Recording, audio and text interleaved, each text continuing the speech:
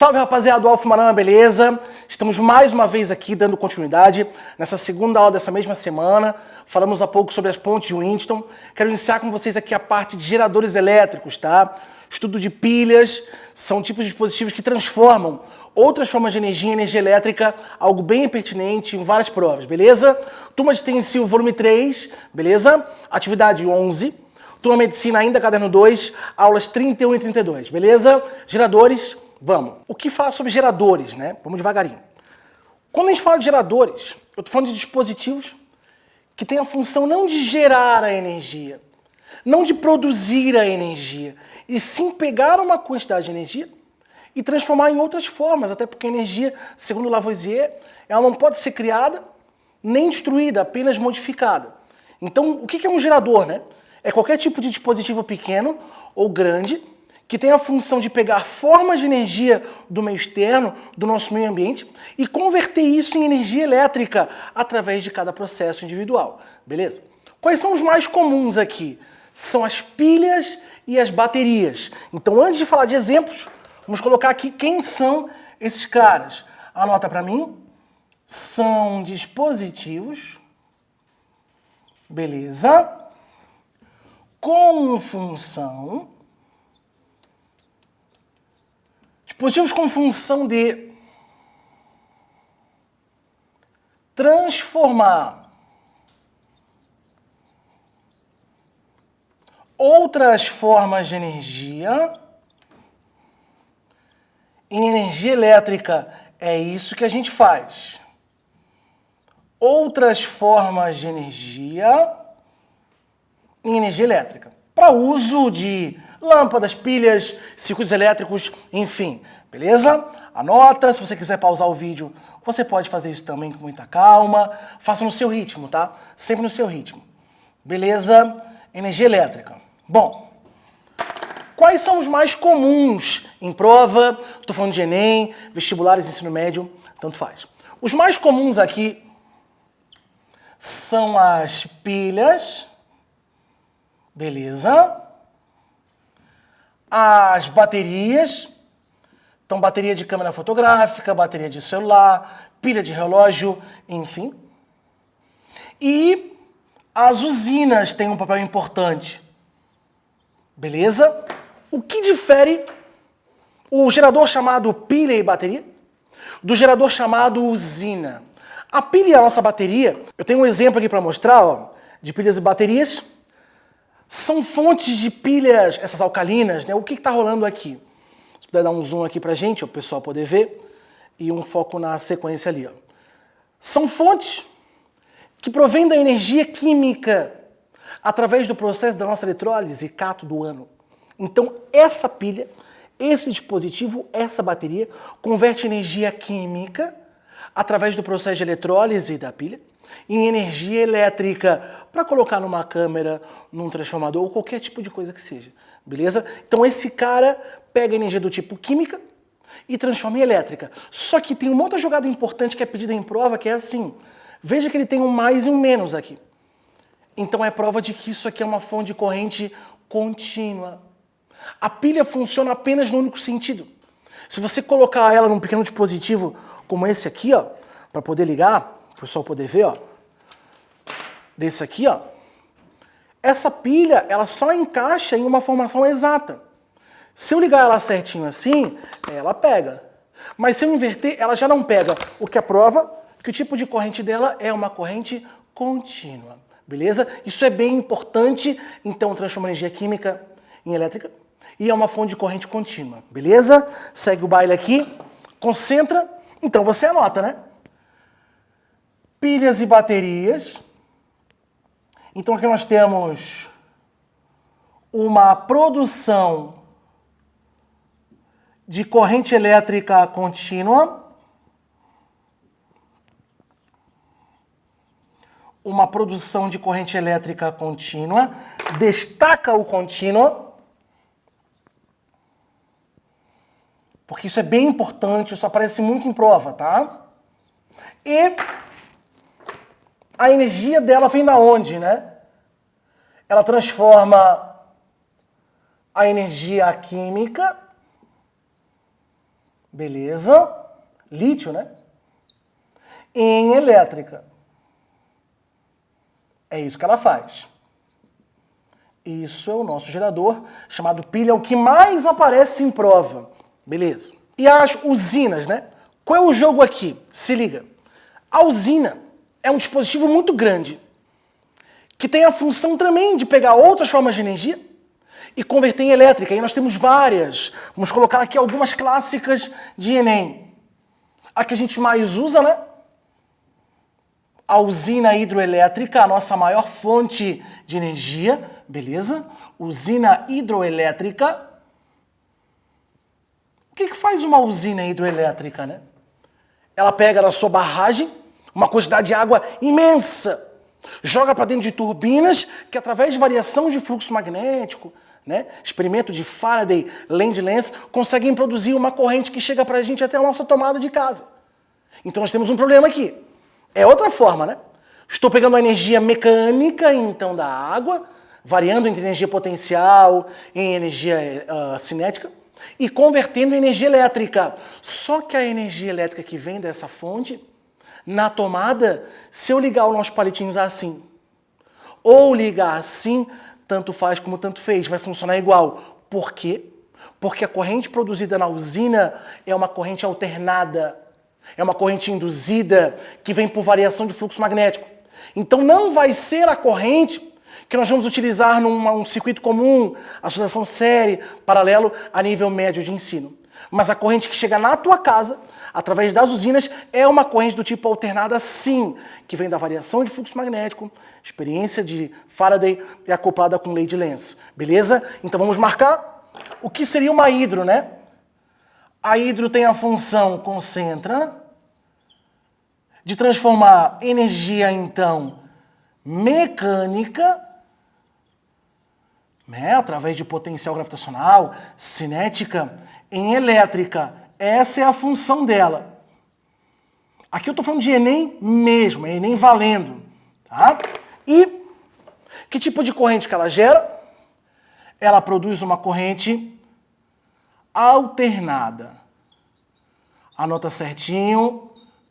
Produz uma corrente elétrica alternada. Beleza? Produz corrente elétrica alternada. Top. Beleza? Vamos ver um outro tipo de usina legal? Que aparece muito? Uma outra usina que aparece demais em prova são as usinas eólicas. Atenção, a usina eólica. Qual é o jogo? A usina eólica, principalmente naquela região de Osório, Rio Grande do Sul, nós temos uma usina enorme, cheia de cataventos. É um superventilador gigante. Qual é a função desse camarada? Através daquelas pás, elas captam a energia cinética dos ventos, começam a girar e mais uma vez vão acionar turbinas.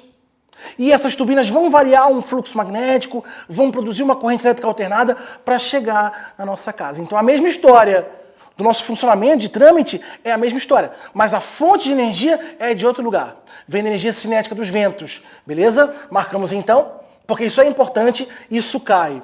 A usina eólica, ela transforma a energia do tipo cinética.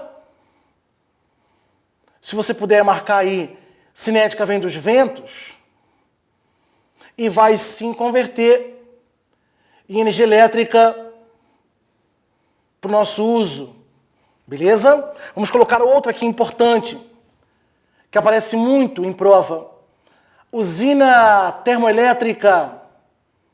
O que temos aqui, né? Uma usina termoelétrica. Termo tem a ver com calor, né? Então estou falando daquelas usinas que queimam carvão. Ah, as usinas das antigas, que utilizavam a queima daquele combustível fóssil do tal do carvão, para pegar essa quantidade de energia e converter através novamente de turbinas, de motores de variação de fluxo em energia elétrica para a gente usar. Tá? Então podemos colocar que a termoelétrica tem a função de transformar a energia térmica, então o calor. É importante você ter marcado aí que esse calor vem da combustão do carvão. Isso é muito importante. Na época só tínhamos isso, né? Beleza? E aí, converte isso novamente em energia elétrica. Se liga, concentra. Vamos para outra? Outro tipo de usina muito comum seria a usina nuclear. Do que eu estou falando? Estou falando de Angra 1 e Angra 2, beleza? Que tem a função de pegar o urânio, mestre em quantidade de fissão nuclear, para gerar uma reação nuclear gigantesca para produzir energia. Só que dentro dessas usinas tem que ter um controle de energia, né? Para não escapar e se perder, certo? Mas a ideia aqui é transformar a energia da queima, da fissão nuclear do urânio em energia elétrica. Beleza? Tranquilo? Anota, porque isso tudo aqui é perguntado em prova. Esse cara tem a função de transformar energia do tipo nuclear, tá? Aí você anota a origem. A energia nuclear vem da onde? Ela vem da fissão do urânio. Tranquilidade? Beleza? E vai converter esse cara em energia elétrica. Respira. São várias fontes de energia. Outra última. Aí não chega a ser usina, né? Existem algumas minas, algumas pequenas usinas assim, do tipo solares. Só que geralmente esse tipo de energia solar, os caras usam de maneira mais individual, né? Empresas, condomínios, casas, que são aquelas placas que o pessoal coloca nos telhados de casa, lembra daquelas? Chamadas células fotovoltaicas. O que eles fazem? Captam a energia solar, fóton, e convertem em energia elétrica. Volt, célula, placa. Fóton, luz. Voltaica, volts. Beleza? Então, a energia do tipo solar, ela não chega a ser uma forma de usina, né? Mas eu tenho esse pequeno aparelho, essa célula fotovoltaica, que tem essa função de converter energia solar em energia elétrica. Beleza? Então, marca para mim, por gentileza. A energia solar, através da célula, transforma a energia dos fótons, ou seja, do que eu estou falando aqui? Estou falando de luz, beleza? Através das células fotovoltaicas. Anota tudo certinho, porque a aula aqui no curso realmente ela é bem detalhada, para que você saiba a coisa mesmo e não decore mais, tá? Células fotovoltaicas, beleza, que tem a função de fato captar essa quantidade de energia solar que chega e converter em energia elétrica, né? Então isso é bem pertinente para você que faz provas que tem bastante teoria, como uma prova de vestibular chamada UEL, no interior do Paraná. Quem faz a prova do Enem também é bem importante. Quem faz Federal Bahia, isso aparece bastante também. Beleza? Tranquilo? Então a única forma de fonte de energia contínua que nós temos são as pilhas e baterias. As únicas com corrente contínua, as únicas que produzem corrente que tem mais e menos. O resto, as usinas grandes ou micro-usinas, todas corrente alternada, gente, ó. Tudo corrente alternada, ó. Tudo corrente alternada. Cada um tem o seu valor, cada uma tem a sua função, cada uma engrandece o nosso sistema de energia e faz com que a gente comece a pensar em outras maneiras de transformar a energia, sem ser através de carvão, que é extremamente poluente, né? Sem ser através de hidro, onde precisamos de muita água e dependemos de chuva, né? E assim por diante. Beleza? Essa é a parte inicial de geradores, parte de definição. É um dispositivo, pequeno ou grande, que converte qualquer forma de energia em energia elétrica e vai distribuir para a gente, seja de forma contínua ou de forma alternada, beleza? Agora, nesse momento, nós vamos falar sobre geradores só pilhas. Só quero falar de pilha e bateria para colocar uma pilha e bateria dentro de um circuito, com resistores, para a gente ver como é que a coisa funciona, beleza? Vamos. Então é assim, como funciona uma pilha, uma bateria, em um circuito simples, um circuito resistivo, que é o que aparece para você no Enem, no vestibular. Bom, tudo começa pelo desenho, né? Veja bem, A pilha e bateria podem ser representadas assim. Então isso que eu estou desenhando aqui é a carcaça da pilha, a carcaça da bateria. Beleza? Tá ela aqui, né? Bateria. Beleza. Agora qual é a ideia? Todo dispositivo como esse tem dois elementos aqui dentro que são fundamentais para que a coisa funcione. A primeira coisa é a fonte de tensão.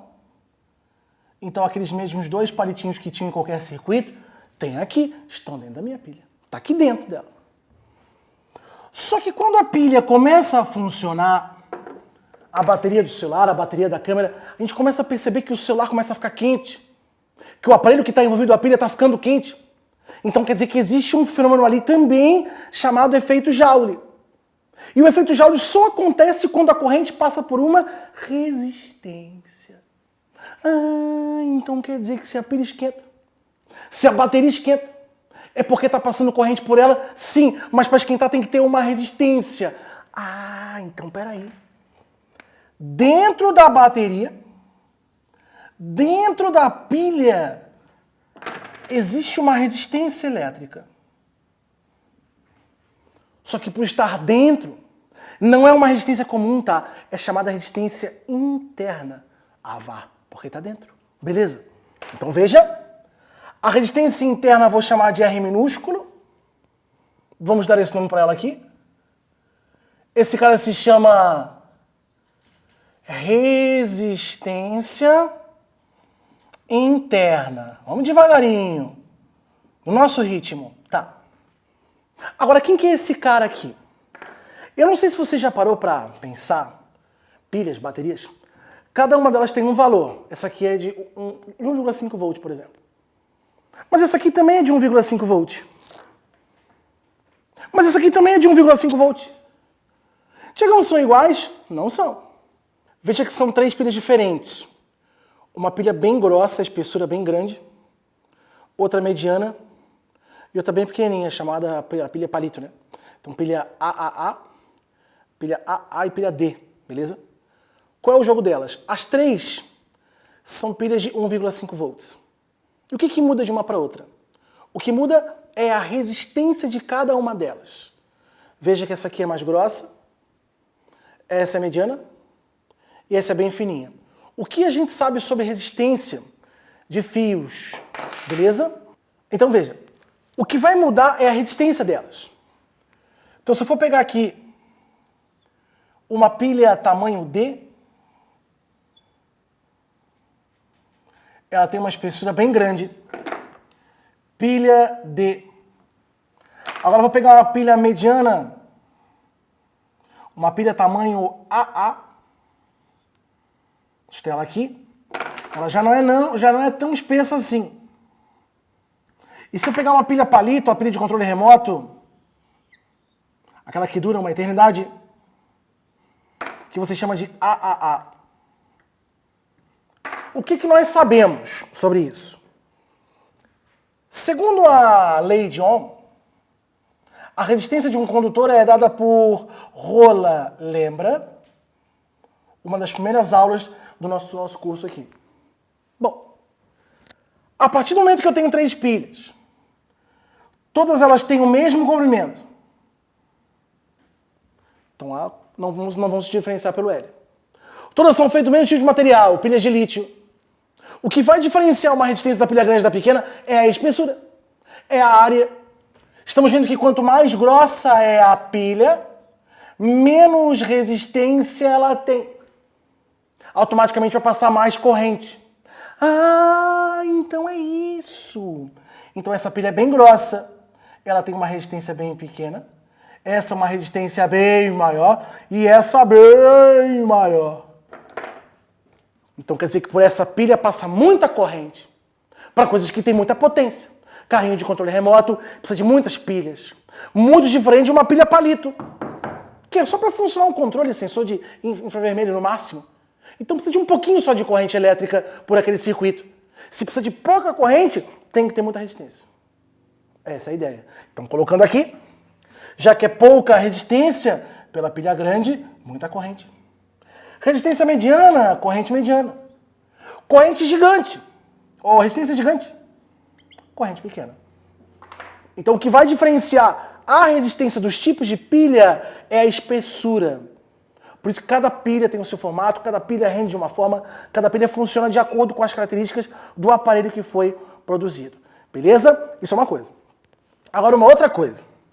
Cada pilha tem um número, né? Um tanto de volt que a gente leu ali. Esse cara, ele recebe uma letra. Vamos simbolizar pela letra epsilon. Epsilon. Onde os caras vão dar um nome para esse negócio aqui. Esse epsilon se chama força eletromotriz. Força eletromotriz. Apelidada carinhosamente de FEM.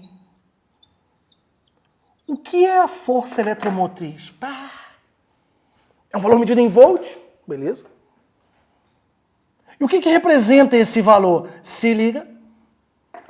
A força eletromotriz é tudo que a bateria conseguiu converter de energia química em energia elétrica. É tudo de energia elétrica que tem disponível dentro dela. Então, se você comprou uma bateria de celular Samsung, sei lá, não estou aqui fazendo propaganda para ninguém, mas dizendo que marca 4,8 volt. Aquele 4,8 volt é tudo que a bateria tem para dar. Tudo de tudo, o máximo que ela pode te fornecer para o teu celular. Se você tem uma pilha como essa aqui que a gente usou agora, de 1,5 volt, é o máximo que ela conseguiu obter de energia química.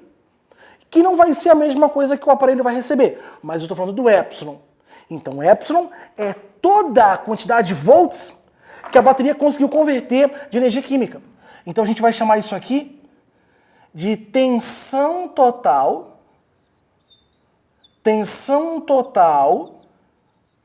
do gerador, né? Da bateria, da pilha, tudo que ele tem para dar. Tudo que ele tem para dar. Ótimo. Agora, que eu já sei quanto ele pode me dar, já sei que quando eu ligar essa pilha vai passar corrente por essa resistência, e agora eu vou ligar essa pilha em um circuito, vou ligar essa pilha em alguma coisa por meio de fios. Vou dar um exemplo aqui, ó. Veja lá, ó. Aqui eu tenho um conjunto de pilhas com esse formato aqui, ligadas num jogo de espiras, beleza? Certo. Essas pilhas aqui são resistores. Se essas minhas pilhas aqui têm um exemplo, sei lá, tem 6 volts disponível para dar. A força eletromotriz total é 6 volts. Quando eu conectar esse circuito, quando eu abrir essa chave aqui, a minha corrente vai ser produzida dentro da minha bateria, que já vai ser transmitida pelos elétrons do próprio condutor. Mas quando os elétrons do condutor passarem pela bateria, eles vão encarar de frente a resistência da própria bateria. Quando uma corrente elétrica passar por uma resistência, a gente já sabe que esquenta. Se essa bateria esquenta, significa que uma parte daqueles 6 volts, uma parte daquela força eletromotriz, ela se dissipou em forma de calor. Então quer dizer que se esse cara tem 6 volts para dar, essas espiras aqui vão receber 6? A nossa resposta é não. Porque tem uma resistência aqui dentro, que faz com que se perca um pouquinho. Algo vai ser dissipado internamente na própria bateria, na própria pilha. Isso faz com que o rendimento da nossa pilha não seja de 100%. Quer dizer que uma parte ele produz o epsilon. Quando a corrente passa pela resistência interna da própria bateria, um pouco é dissipado. E quem vai ser conectado nessa bateria não recebe o valor do epsilon. Recebe menos. Recebe uma voltagem que é quanto? O que foi produzido menos o que foi dissipado. É desse jeito que funciona. Então, por isso, nesse momento, vamos mostrar agora a equação do gerador em funcionamento. Vai. Então, tá aqui, ó. O nosso gerador. Às vezes ele vem assim também, tá? Ao invés de desenhar aquela cápsula, é só assim. Tá aqui a eletromotriz. Tá aqui a resistência interna. E aqui alguma coisa que nós vamos ligar. Vamos chamar de ponto A. Vamos chamar de ponto B. Quem são os pontos A e B? São os extremos da minha bateria. Os extremos da minha pilha, veja você aqui, ó, a pilha tem um sinal de mais e outro sinal de menos. Então, esse extremo aqui é o B, esse é o A ou BA, tanto faz. São os extremos, aonde eu vou conectar algo. Beleza. Então, eu vou conectar algo aqui. Ah, vou conectar nessa pilha uma lâmpada. Lâmpada de resistência RL. Beleza. Conectei, até posso botar uma chave aqui para animar um pouco. Veja. Qual é o jogo aqui? A partir do momento que eu fechar a chave, uma corrente elétrica vai ser ativada pela diferença de potencial que está aqui. Essa corrente elétrica vai passar pela resistência. Vai acontecer o fenômeno da dissipação. Um pouco da energia vai se transformar em forma de calor. Então aqui acontece o efeito Joule. Bem devagarinho. E se eu quiser descobrir quantos volts foram dissipados, é tranquilo, né? A diferença de potencial em uma resistência, R vezes I, é Uri. Isso aqui é o quanto vai ser dissipado, é o quanto vai ser transformado em calor, é o quanto você não vai usar. É a prova de que o rendimento não é 100%. O que essa lâmpada vai ganhar? Quantos volts a lâmpada vai ganhar? Quem está ligado aqui vai receber quanto? Vamos lá. A diferença de potencial entre os pontos A e B é o que a gente vai chamar de tensão útil. Algumas provas também chamam de tensão disponível. Disponível. Tudo que vai estar disponibilizado realmente para ser aproveitado. Né? O que será aproveitado? Várias palavras em prova que chegam à mesma coisa, o que vai ser aproveitado. Agora, quem é o epsilon? O epsilon é a tensão total, já tínhamos falado. Tudo que foi produzido na pilha, tudo que foi produzido na minha bateria. E quem que é o dissipado? Então, o R vezes I é a tensão dissipada. Aquilo que nós não vamos usar, aquilo que não está disponível mais da pilha para uso. Dissipada. Beleza? Então, acho que matematicamente a coisa fica simples, né? Quanto que quem está fora vai aproveitar? Vai aproveitar o que foi produzido menos o que foi dissipado. Tcharam. Tá aí. Então essa pequena relação é o que a rapaziada chama de equação do gerador. Equação do gerador. Ela mostra exatamente como que ele se comporta. Beleza? Isso é bem importante. Matematicamente, é como se fosse uma função de primeiro grau. Como assim? Onde a nossa DDP útil faz o papel do Y, o epsilon faz o papel do nosso coeficiente linear, aquele que corta o eixo Y, o B. Lá é menos, mas a gente sabe que a função é mais. E aqui o AX, né? Onde a minha resistência faz o papel do coeficiente angular, e o Y é o X, é o termo independente. Beleza? Então, logicamente, essa função terá um gráfico, tá? Mas eu queria que vocês entendessem a coisa de maneira geral. É assim que se trabalha. Tá. Agora, com relação ao rendimento. Gente, o rendimento, ele até tem uma formuleta, mas, pô, se a gente pensar bem, conseguimos fazer o rendimento com regra de 3. Claro, né? Veja. Isso aqui é tudo que a bateria tem para dar. Isso aqui vai ser sempre 100%. Isso é o que dissipa. Isso é o que usa. Pô, então acho que ficou claro. O valor do epsilon está para 100%. O valor da DDP útil é X%, é o nosso rendimento. Vou chamar de N. Toda verdade, verdade. O rendimento seria o quê? O que eu aproveito de um todo. Né? O rendimento seria, então, o que eu aproveito de um total epsilon. Matematicamente é assim, mas se você entende a coisa, consegue pensar na coisa, dá para se virar com a regrinha de 3. Beleza? Agora eu vou mostrar exatamente como funciona o gráfico de um gerador e na sequência exercícios. Beleza? Vamos. Bom, como montar uma equação de gerador, né? Vamos lá. Atenção! A partir da equação que nós já vimos que é uma função de primeiro grau, então uma função do tipo yb mais ax, temos algumas coisas aqui que a gente pode pegar. Primeira coisa, né? Vai ficar o y, que é o valor da nossa DDP, em função do x, que é o valor de intensidade corrente. Perfeito.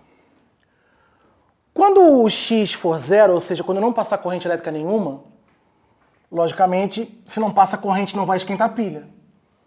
Então, o valor disponível, teoricamente, será o mesmo valor total. Mas isso não vai ser quando estiver funcionando, né?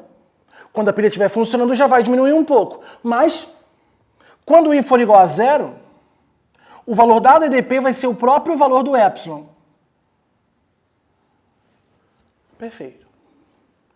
Por outro lado, vai chegar um momento que se eu for aumentando a intensidade corrente, eu vou aumentando tanto a corrente, vai esquentando tanto, vai esquentando tanto, que vai chegar uma hora que aquilo que produziu vai ser totalmente esquentado, vai se perder totalmente, a pilha chega no ápice de aquecer. E aí, quando aquilo que vai ser dissipado, que vai ser perdido, se torna a mesma coisa do que foi produzido, a bateria deixa de funcionar, né? Nada vai sobrar para quem está conectado nela. Tá? Isso é um lance bem importante. Beleza? Então, quando isso acontecer, vai ter uma intensidade de corrente elétrica tal, em que toda aquela tensão dissipada vai consumir tudo que foi produzido, dentro da própria pilha, deixando nada para quem está fora. Então, quem está fora é nada. Então, quando a corrente é zero, o valor do U é o epsilon. Quando a corrente elétrica é um valor tal, máximo, o valor do U é zero. Então, acho que o gráfico já dá para ter uma noção, né? Seria uma reta decrescente. Anota passo a passo para que a gente entenda essa coisa como um todo. Decrescente. Beleza. Então, vamos a alguns significados importantes. Se liga. Eu vou chamar isso aqui de ponto 1. Esse é o nosso ponto 1. Vou chamar de esse ponto aqui ponto 2. E vou falar sobre o ângulo aqui, que eu vou chamar de ponto 3, tá? Vamos lá. O que é o ponto 1? É o nosso coeficiente linear. É o valor do epsilon, é onde corta o eixo do B. Aqui está o valor da força eletromotriz. Então, o significado do ponto 1, o que ele mostra para mim? Ele mostra que a intensidade de corrente vale 0, pilha desligada. Então, o valor disponível seria o valor do epsilon. Perfeito. Na situação 2, concentra aqui agora. Na situação 2, a corrente chega a um valor tal em que o valor da DDP deu 0. Ou seja, a pilha esquentou demais. Isso tem um nome. Essa corrente em especial tem um nome. Ela é chamada de ICC. O que é ICC? Corrente elétrica de curto-circuito. Como assim? A corrente elétrica de curto-circuito é aquele valor tal em que a corrente elétrica que passa, que é esse ICC, Quando passa pela resistência, esquenta tanto a resistência que consome tudo que a bateria produziu sem mandar nada para fora. É como se a bateria estivesse ligada nela mesma. Liguei do positivo da pilha, apenas um fio sem resistência nenhuma, e liguei do outro lado. A única resistência do circuito seria a interna. Ela mesma consome tudo. Isso é muitíssimo importante. Então você anota quem é o ICC, é a corrente elétrica de curto-circuito. Calma. O que ela representa? Ela representa o máximo valor de corrente quando a resistência interna é a única resistência do meu circuito. Anota devagarinho. Quando a resistência interna for a única resistência do circuito. Ou seja, quando esquenta demais, né? For a única do circuito. Eu não sei se já aconteceu com você, mas geralmente quando a gente usa o Waze, né? Google Maps, o celular esquenta bastante. E chega uma hora que ele se expõe a muito calor, ele simplesmente desliga. E na tela do teu celular aparece um termômetrozinho medindo temperatura alta. Quer dizer que a bateria já chegou no seu limite. Então ele não vai funcionar até que você desligue, resfrie um pouco, para depois o nosso sistema voltar a funcionar. Beleza? Corrente de curto-circuito, importantíssima. Beleza? Bem importante. ICC, corrente de curto. E por fim esse ângulo, né? Bom, como todo gráfico, ele tem propriedades, que é a nossa propriedade de área, ou propriedade de inclinação. Nesse caso, estou falando de inclinação aqui. O que a minha inclinação representa? Sempre um valor de tangente, né? É o valor daquilo que está em pé, dividido por aquilo que está deitado. Sim. Então, se eu pegar o valor do que está em pé e dividir pelo valor do que está deitado, eu chego na minha tangente. E a minha tangente é o nosso coeficiente angular. E o meu coeficiente angular, ele está representando a resistência interna. Então, se eu fizer a tangente de qualquer ângulo que me apareça aqui, eu vou descobrir exatamente o valor da resistência interna. Beleza. Então, veja. A tangente do ângulo θ será, assim, a resistência interna. Tá? Só que, às vezes, os gráficos não vão estar lindos, maravilhosos. Vou dar um exemplo só para a gente ter uma ideia. Assim, ó. Bem simples. Concentra. Aqui um gráfico aleatório. Um gráfico de intensidade de corrente em amperes. O gráfico da DDP em volt. Vamos lá? E uma curva desse jeito. Bem assim. E aí ele coloca números. Coloca números. Vai. Lá vou eu. Vou botar 30. Vou botar 20. Vou botar 3. Vou botar 7. É isso que eu tenho. E a partir daqui, ele pede pra gente determine a força eletromotriz, E, determine a resistência interna da pilha e determine o ICC, a corrente elétrica de curto-circuito, aquela quando a pilha esquenta. Putz! Tiagão, o epsilon não é esse, né? Não. O epsilon é quando a curva toca o eixo. Está aqui o epsilon. O ICC não é esse, né? Não. O ICC é quando a curva toca o eixo. O ICC é lá embaixo. O Tiagão vai colocar aqui um pouquinho mais. Vai lá embaixo. Então como é que eu vou fazer? Bom, eu sei que a resistência é a tangente. A tangente é a inclinação. Independentemente do local que eu pegue o gráfico, a inclinação é a mesma. Ah, é mesmo, né? Então, não necessariamente a tangente lá embaixo, mas qualquer tangente. Tenta fechar triângulo. Ó, esse triângulo aqui não é bom fechar. Porque você até tem a altura, mas a base você não tem. Agora, esse triângulo aqui é bom fechar. Ó. Você tem a altura que é 10 e você tem a base que é 4. Começa no 3 e termina no 7. Ah, então esse eu posso usar. E esse aqui? Esse ainda não, né? Porque você até tem a base, 3, mas não tem a altura. Então acho que dá para começar por esse aqui. Então fazendo por esse aqui, ó. Lá vou eu. Eu sei que a resistência interna é a tangente. É o que está em pé, 10. Pelo que está deitado, 4. Então a minha resistência interna já me deu 2,5 ohms. Questão respondida. A primeira parte, ok. 2,5 ohms. Tá. E o resto? Agora é só complementar triângulo, né? Veja. Porque agora, gente, vocês já sabem a tangente.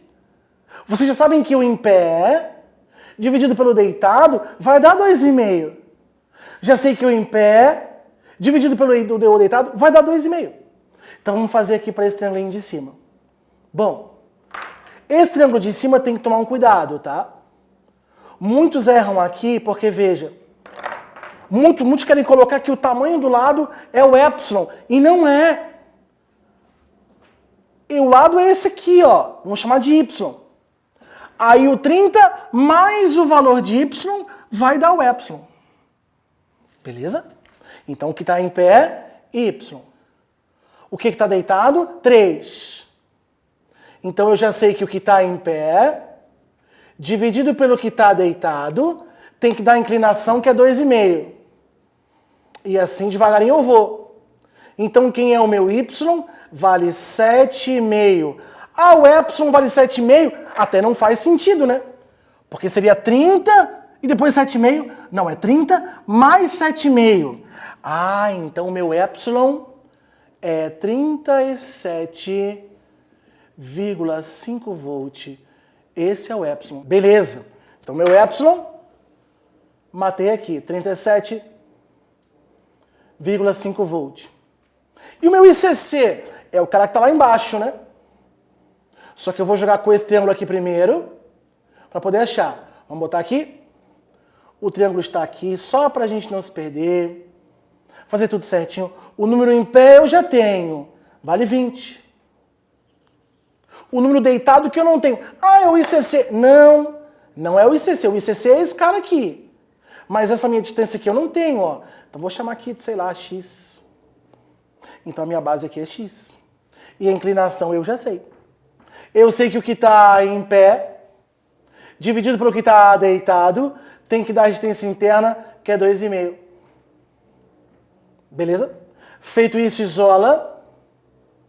O x seria igual a 20 dividido por 2,5, que é 8. Se o x é 8, quer dizer que o ICC é 8. Não! Perigosíssimo! O tamanho disso é 8, gente. Então é 7 mais 8. 15. Ah, é mesmo. Então o ICC está batendo em 15 amperes. Isso aqui é uma questão clássica de prova. Aparece em muitas provas. Beleza?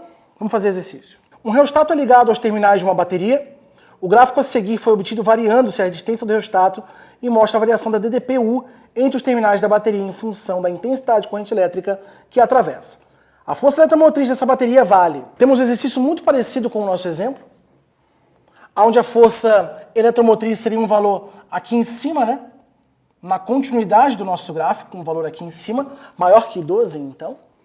Só que eu não vou conseguir chegar direto nele, né? Eu vou ter que achar um triângulo primeiro, para achar a minha tangente, que é a resistência interna. Então lá vou eu, porque eu posso prolongar ele inteiro. Aqui não é um triângulo saudável, ó. Não tem uma base. Aqui já é um triângulo saudável, ó. Eu tenho a altura e eu tenho a base. Então vamos achar a tangente primeiro, para depois fazer essa pequena semelhança aqui. Vamos lá? Atenção, a tangente, que é a inclinação, vai ser a minha resistência interna. Então ficaria o que está em pé de 8 até 12 são 4 unidades, dividido pelo que está deitado de 2 a 3 é 1 unidade. Então veja, 4 unidades dividido por 1, eu tenho a minha resistência interna 4 ohms, caso ele perguntasse. E a mesma tangente eu vou achar para descobrir o epsilon. Vou tentar colocar aqui novamente esse triângulo para a gente poder entender legal. Ó. Aqui, veja, esse é o epsilon, é o da ponta. Aqui embaixo tem o 12. Esse tamanho aqui eu não sei, gente, eu não sei isso aqui. Ó. Isso aqui eu vou chamar de y. Já sei que a minha base vale 2, então é só jogar. Porque eu sei que o que está em pé é y, dividido pelo deitado 2, é a tangente. 4. Então meu y está valendo 8.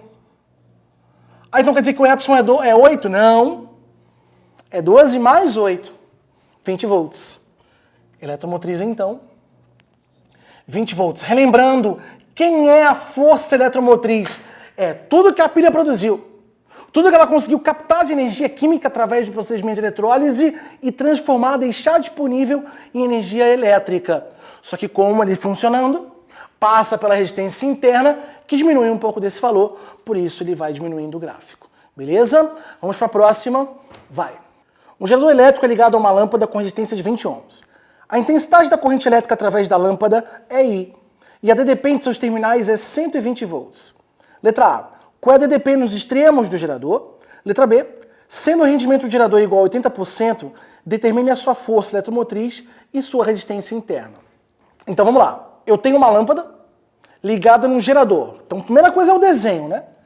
O desenho é fundamental. Então o gerador, eletromotriz, resistência interna. Se você quiser botar uma caixinha, só para você entender que isso acontece aqui dentro da pilha e ela está ligada numa lâmpada que está do lado de fora com resistência 20 ohms. Ótimo, beleza. O que o exercício falou? Ele falou que a lâmpada tem uma DDP nos seus extremos de 120. Então, a lâmpada está ligada só na pilha, não tem mais nada ligado. Então, se a DDP na lâmpada é 120, é porque a pilha disponibilizou 120 para ela. Mas não quer dizer que o epsilon é 120, lembra? O epsilon tem que ser mais que 120. Porque deve perder alguma coisinha aqui e vai liberar só 120 para a lâmpada. Ah, então a diferença de potencial nos extremos do gerador é a mesma diferença de potencial nos extremos da pilha. Porque entre a pilha e o gerador, entre a lâmpada e o gerador, não tem mais nada. Ah, então se a DDP na lâmpada é 120, é porque do gerador saiu 120. Então veja, anotando para o gerador. Para o gerador, bom, a DDP dele é 120. Volto a dizer, a DDP é o que ele vai disponibilizar para o circuito. Não é o que ele produziu. Beleza? Ele produziu o epsilon. O epsilon nós não sabemos. A resistência interna nós não sabemos. Então, essa letra A está ok. Ele pergunta qual que é a DDP nos extremos do gerador. É o mesmo que chega na lâmpada, 120. Fechou. Agora, como chegar nesse cara aqui? Bom, ele informa que a nossa pilha tem um rendimento de 80%. Então, quer dizer que o que de fato vai ser aproveitado dessa pilha, que é o 120, é 80% de um todo. Ah, então vem aquele papo de regrinha de 3. Sim, a eletromotriz equivale a 100%. E o 80% é o que de fato está sendo aproveitado. Quanto que está sendo aproveitado? 120 volts. É assim que se resolve o problema com rendimento. Entendendo o que é a coisa. Né? Sabendo que o epsilon é tudo que a pilha tem para dar. Beleza.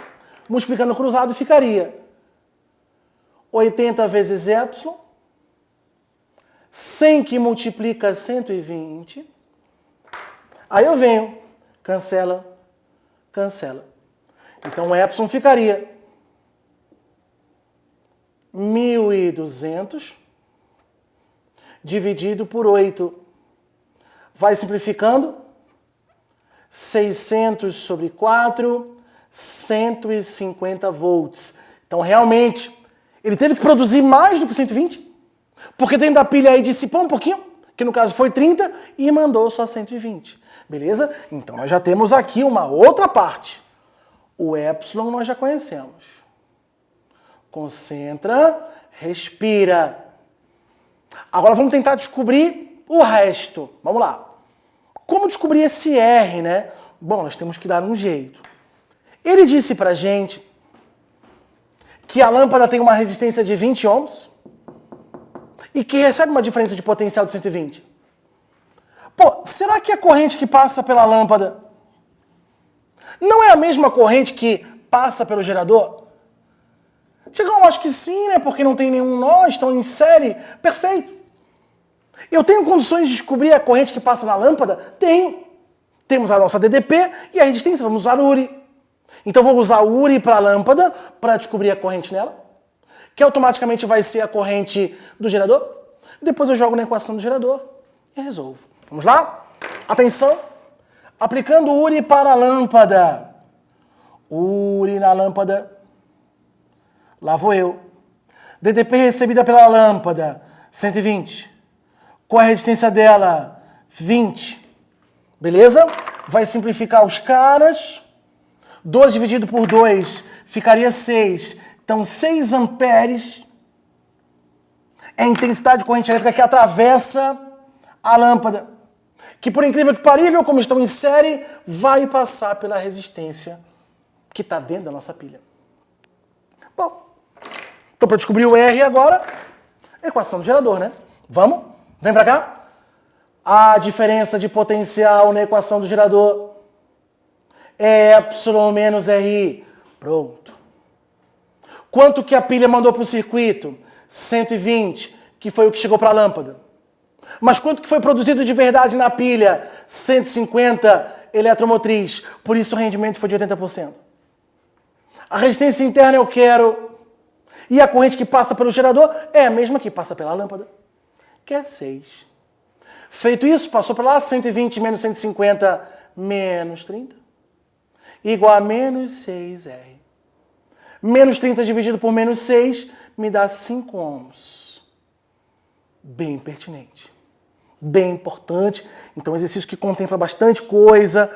Veja que a nossa primeira lei de Ohm está sempre atuando, está sempre correndo a coisa aqui de uma maneira geral. Beleza pura? Tranquilidade? E com isso, rapaziada, finalizamos essa aula bem especial sobre geradores elétricos. Veja, uma aula densa, cheia de informações. Cuidado que o epsilon é aquilo que é produzido dentro da pilha. O U é a DDP que vai ser disponibilizada, sempre menor do que o epsilon, porque dentro da pilha tem uma resistência interna. Claro, se for um gerador do tipo ideal, que não tem resistência interna, que não aqueça, realmente, tudo que está sendo produzido no epsilon vai ser o valor do U, que são os circuitos que viemos fazendo até agora, né? Associação em série, paralelo, mistas e pontes. Mas quando for uma pilha real, tem uma resistência interna, ela aquece, seu rendimento vai ser menor do que 100%.